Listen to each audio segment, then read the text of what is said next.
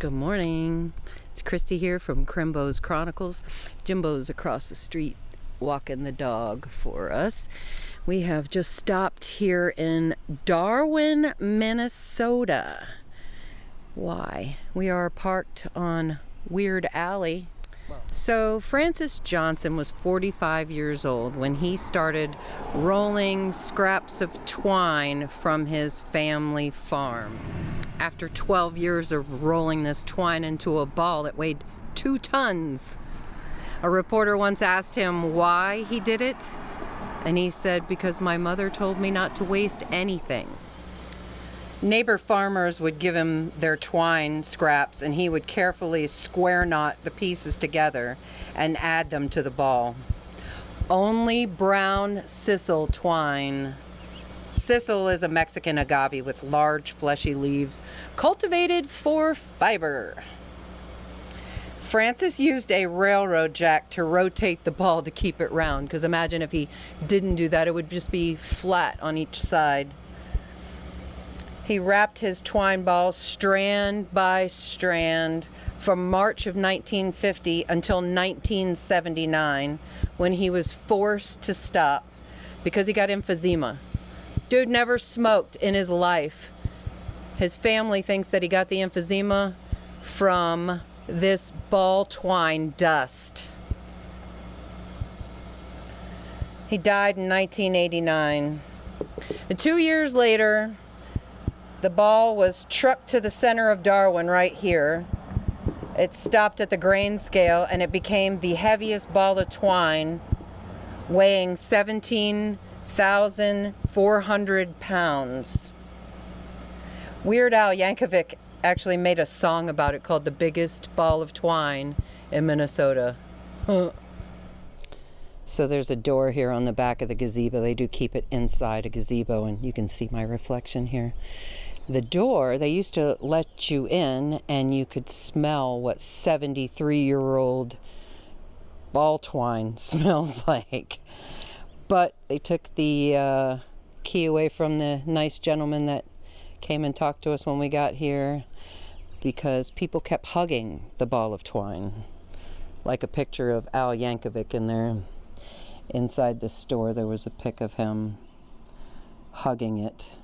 So yeah, I guess after 70-something years, if you hug twine, it'll probably start to crumble. I don't know how long it lasts, but...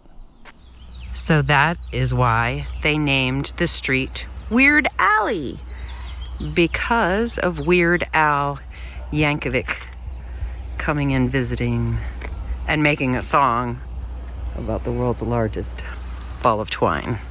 All right, back on the road to the next quirky thing.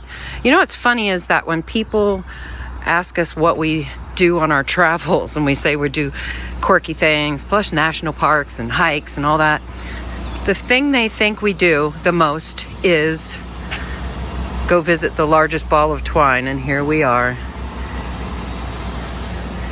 My world is complete now. Got the cutest magnet yet. The world's largest ball of twine. They just stuck a magnet on the back. That's so cute. I love it. Okay, so when they say it's the largest ball of twine, they like to say it completely. The world's largest ball of twine built by one man. Because there is another ball of twine, and we'll take you there. But it's got more than one man building that one. This one was one man built a 12-foot tall, 40-foot around ball of twine. One man, Francis Johnson. He died in 89. We'd like to thank him, but we can't. Good morning. It's Christy and Jimbo here. We are in, I can't even say the name of this town. Let me see if it's on here. Nebagamon, Wisconsin. We took you to the world's largest ball of twine built by one man. Now we are at the actual world's largest ball of twine. I'll take you over there in a minute. I want to tell you a little story. Name of the guy who built it, or raveled it. His name was James Frank Kotera. Sadly, he passed in January of 2023.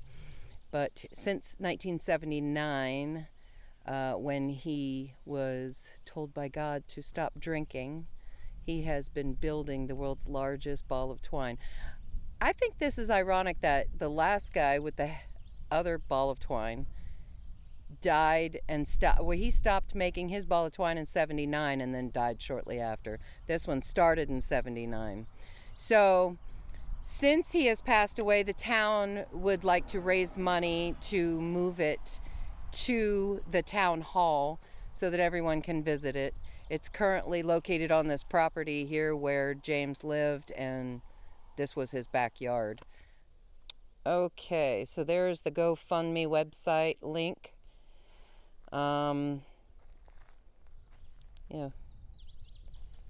Wait until then to visit it, it's saying. But there's a little pathway over here. So there's a smaller version. I don't see it sitting out there. His name was Junior, and Junior was made of string. But there's little sheets of paper there on one of the poles, and that has the dates, like James's birth date, Mr. Coterra's birth date, and how big the ball was at certain points.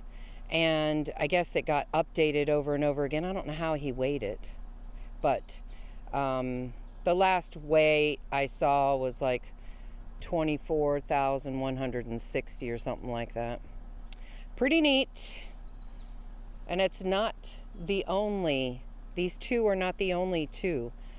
Jimbo says there's 4 total. There's probably even more than that. Who knows? But there's you some quirky in the rural roads of Wisconsin. We're in the middle of nowhere. I have nothing for a story on this one. It's just an old Budweiser truck that someone pinned on the Google map. It looks really neat, old, and picturesque out here. So, yeah, just stopped to take a picture of it. And I'm sure I look weird to all these people driving by. It's okay.